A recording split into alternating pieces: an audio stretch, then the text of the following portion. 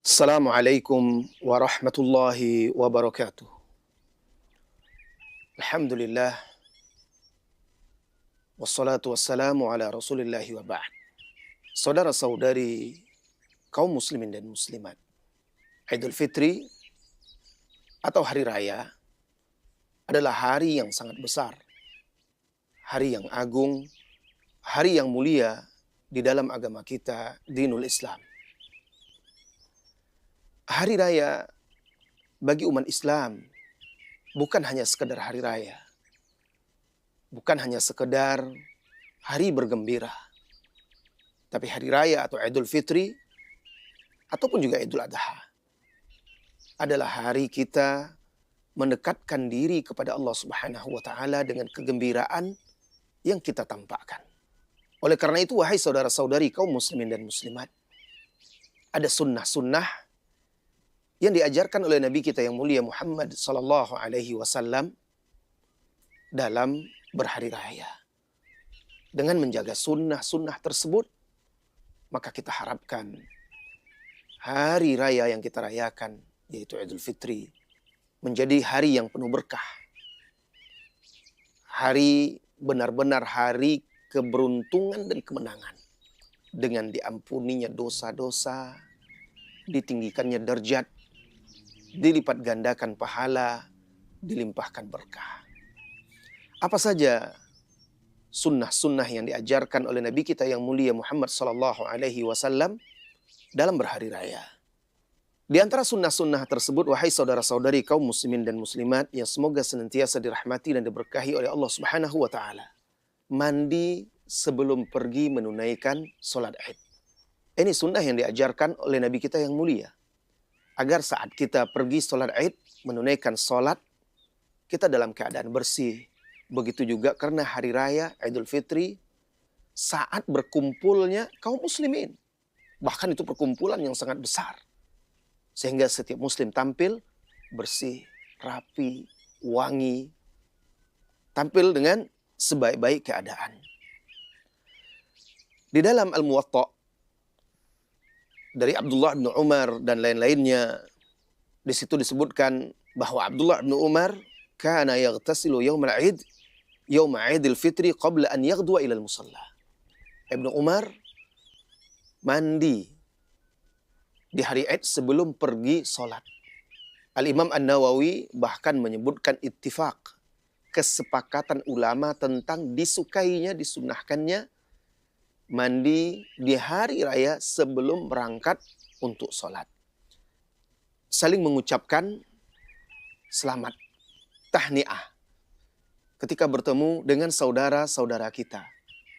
Mengucapkan tahniah, seperti asar dari sebagian sahabat, mereka apabila bertemu satu dengan yang lainnya di hari raya, mereka mengucapkan taqabbalallahu minna wa minkum. Nah, ini perkara yang lapang. Sebagian ulama juga membolehkan mengucapkan dengan lafaz-lafaz yang lainnya yang menunjukkan kita saling mengucapkan, mendoakan keberkahan di hari itu, dan juga menunjukkan kegembiraan satu dengan yang lainnya. Adapun para salafus soleh, mereka itu saling mengucapkan taqabbalallahu minna wa minkum. Semoga Allah menerima dari kami dan dari kalian juga seluruh amal ibadah. Kemudian juga disunnahkan di hari raya itu, wahai saudara-saudari kaum muslimin dan muslimat, menggunakan pakaian-pakaian yang bagus atau tampil bagus di hari raya. Disebut oleh para ulama itu tajammul. Tajammul itu tampil bagus. Bahkan Nabi Shallallahu alaihi wasallam itu punya jubah khusus yang beliau hanya pakai di 2 hari raya saja. Beliau pakai di Idul Fitri dan Idul Adha. Jadi ketika di hari raya kaum muslimin memakai pakaian yang bagus, itu bagian dari sunnah dan juga menampakkan kegembiraan. Tapi tentunya tidak dengan berlebih-lebihan. Tidak dengan berlebih-lebihan seperti dilakukan oleh sebagian kaum muslimin, sehingga harus beli baju baru, sepatu baru, jubah baru yang harganya mahal, yang kadang memaksakan dirinya sampai akhirnya berhutang-hutang. Setiap anak, setiap keluarga, anak, istri, dia semuanya beli. Yang penting itu, yang sunnahnya itu seharusnya pakaiannya bagus, sehingga membuat kita penampilannya bagus sesuai dengan hari itu, hari raya, karena itu adalah hari bergembira.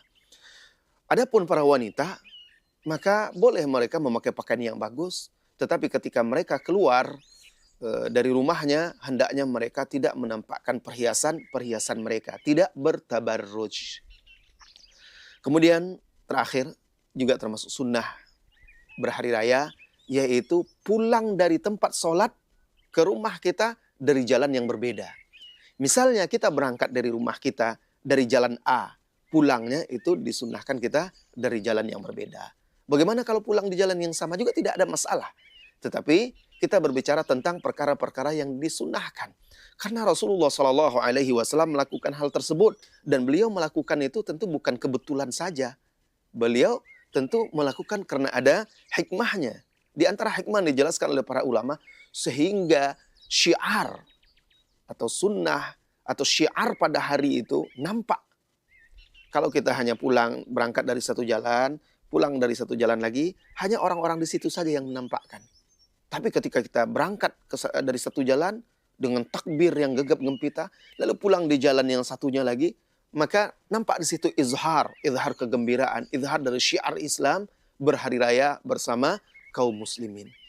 Ini di antara sunnah-sunnah di hari raya yang patut kita jaga agar hari raya kita sesuai dengan hari raya yang ditunaikan oleh Rasulullah Sallallahu Alaihi Wasallam dan hari raya kita menjadi lebih berkah serta lebih bermakna. Semoga hari raya kita yang akan kita rayakan